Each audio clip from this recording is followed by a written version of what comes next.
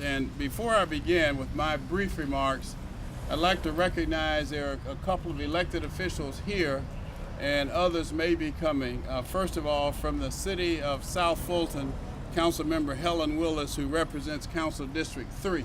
Where are you, Ms. Willis? Former councilman from College Park, Joe Karn, who's representing the solicitor. Council member Gordon from East Point is en route, or we have having a representative join us as well, and there are 2 or 3 others. I'd also like to recognize the most important group here, quite frankly, members of the task force that I set up to address this issue. And these are really the experts. I know very little about the subject matter, but they do. They've been in it and been fighting and working in this area for some time. Pam Karn, just raise your hand when I call your name. Dorsey Jones, Omatayo Ali, BJ Bernstein, Rico Ward, Taryn Bowman, Jennifer Swain, Sonia Topier, and Sean Smash Jet, and Erica Pines, who is also with the City of Atlanta.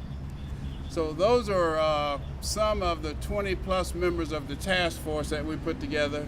And we've had 3 meetings now, and my instructions to them at the beginning, well, this is an issue that has really given a black eye to Fulton County, the City of Atlanta, and even the state of Georgia, not only in the southeastern part of the United States, but nationally and even internationally. As good as things are here, and as great as things are here, the fact that we're known and recognized as a haven for sex trafficking is a black eye on everything that we do and all the good things that we've done. To address that issue, in 2013, the state legislature passed legislation to begin to address this issue. The problem is, even though the law has been on the books, the law was not being enforced. And when I found out about this, after several members of the task force came to my office and explained the seriousness and the gravity of the problem to me, I said, we need to do something about this because we cannot tolerate our young boys and girls being trafficked as they are. And for our area being known, again, nationally and even internationally as a haven for this type of activity. So we put the task force together. It numbers probably 21, 22 people, again, experts, activists in the area. And my role has simply been to bring them together. But I said one thing to them, you know the facts, the studies have all been done, we want action. There are a lot of groups out here who are talking about this, but we want action. So we came up with things that we could do right away. And one of the things that we decided that we could do right away was to notify the affected businesses and establishments, including governments, of what the law requires. Back to 2013, when the law was passed, to the best of my knowledge, probably 99.9% of businesses are not even aware that the law is on the books. So that's the first thing that we decided to do, was to come up with a way to notify businesses that here's what's required, and if you are not in compliance or if you refuse to comply, there's a substantial fine. First fine is $500, second fine is $5,000. So we've come up with a campaign which you'll hear some more about as we go through the press conference.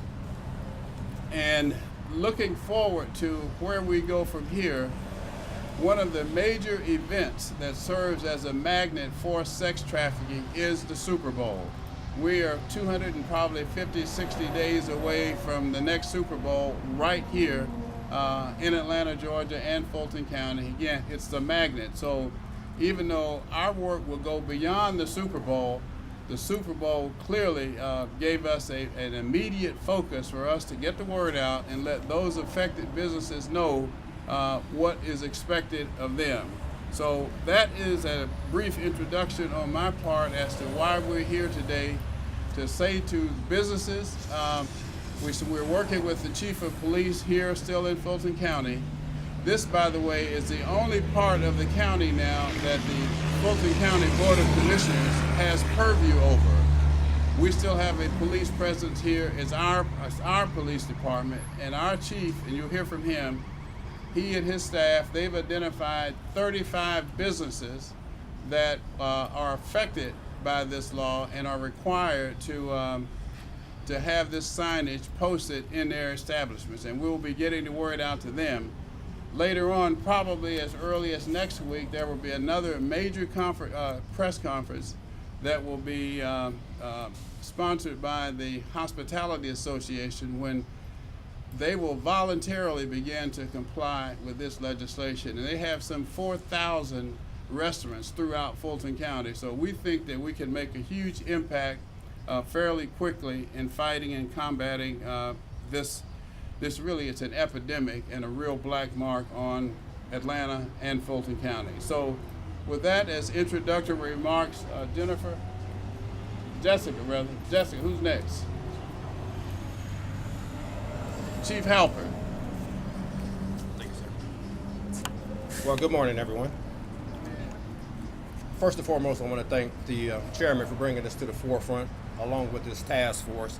I'm just going to throw out a few statistics for you, and this is Georgia-wide, because with sex trafficking, what we have found and what the stats indicate is that the majority of the victims involved are the result of runaways, and there are 33% of the teenage runaways in the state of Georgia within 48 hours after running away become victims of sex trafficking. The average age is 12 to 14 years old, and we're looking at approximately 100,000 children per year. With that, 400 of these victims are female victims. What the county is doing, as the chairman alluded to, Fulton County Police Department is responsible for this Fulton Industrial District. And some of the things that we have done in the past, we have the camera system in the Fulton Industrial area to address this, along with other crimes that are taking place in the district. We also conduct reverse sting operations targeted at sex trafficking. But the biggest and most important thing I think we can do is to work together collaboratively with the businesses here in the FID, working with the FIB CID, along with Frank Mazzilli, and having businesses such as Two Brothers, as well as Mrs. Winter, partner with us to address this issue. Now, going forward, what we intend to do is, in terms of our police department, is to educate our officers more, to become more aware of this issue and how to better address the victims of these crimes.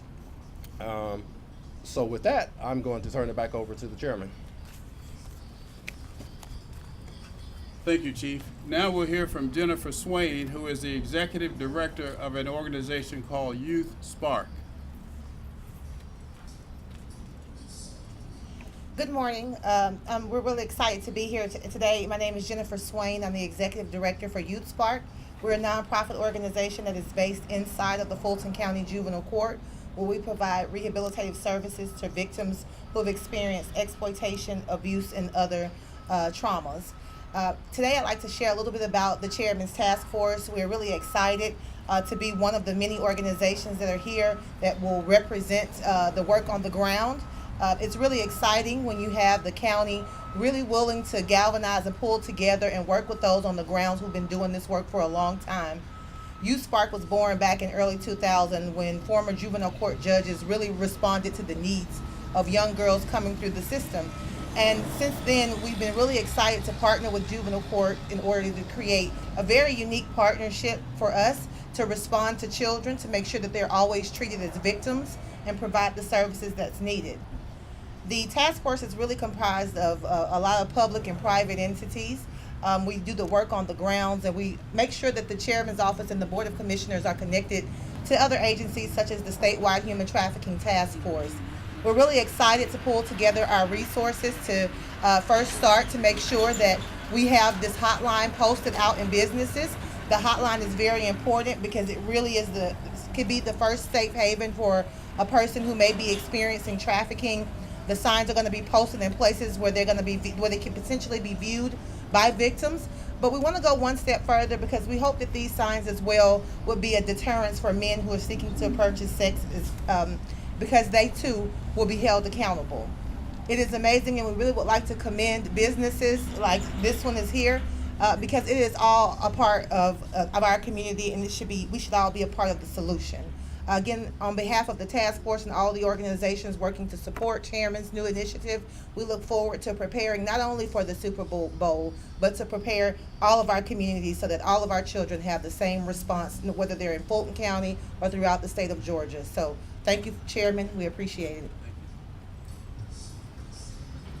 All right, State Representative Marie Metz has joined us. Thank you, Madam Representative, for joining us, as well as Ms. Johnson Verwain, who's also a member of the task force. Next, we'll hear from Mr. Frank Mazzilli, who is a representative representing the Fulton Industrial Improvement District. Thank you, Chairman. And thank you for inviting us to participate in this worthwhile effort.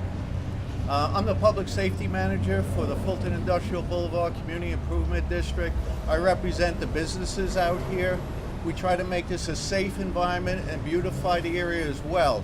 This is high on our list to get the word out to all the businesses that if you see something, you got to say something. And that's part of this notice that has to be displayed in the businesses that are under the law. We will do everything we can to support Chairman Pitts in this effort. We will use our website and our email power to get the word out, and we are here to support the police department with resources and everything we can, and we will put a dent or get rid of this scourge. Thank you. And now from one of the business owners in the area, Ms. Jennifer Williams. Come on out. She's inside working. Hi. How are you? Hi. Oh, well, hello. I just wanted to thank everybody for coming out. I appreciate you using our business. As you can see, there's Two Boys Barbecue behind us, and then this is an extension. It's going to be a hookah lounge. So we'll be able to put signs at Two Boys Barbecue as well as the hookah lounge. We have 4 bathrooms, so we really support this initiative, especially in this community, because I think it's really important to support our women and a lot of things that are happening in this community. So I appreciate everybody. Thank you. Thank you very much. Okay, before we get to questions and answers, we decided, in addition to beginning to enforce the law for the first time, and again, the fine is fairly substantial, and it's my belief that we're only going to have to fine that first business when others will realize how serious we are. First fine, $500. Second fine, $5,000. So we're serious about this, and that's why we're here today, to begin to get the word out. When I spoke with a friend of mine, Joel Babbitt, a renowned advertising executive here, about what we needed on a pro bono basis, he immediately said, listen, we'll do everything we can to help. And what you see here is the first of the ad campaigns that we will be, actually it's already up and running. We also have an outdoor board campaign that's running.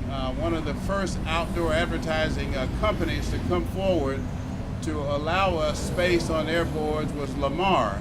And I want to give a big shout out to Lamar for coming forward, first of all, to help us out. The second phase of this will be a second ad campaign, and that one is being coordinated by Fitzgerald, and they will be dealing with the young boys and girls to try to educate them before they're trafficked, and as well as if they happen to find themselves being trafficked, how they can get out of it and what resources are available to help them. So we're also working with the Atlanta public school system and the Fulton County school system, because that's the age group that we're targeting.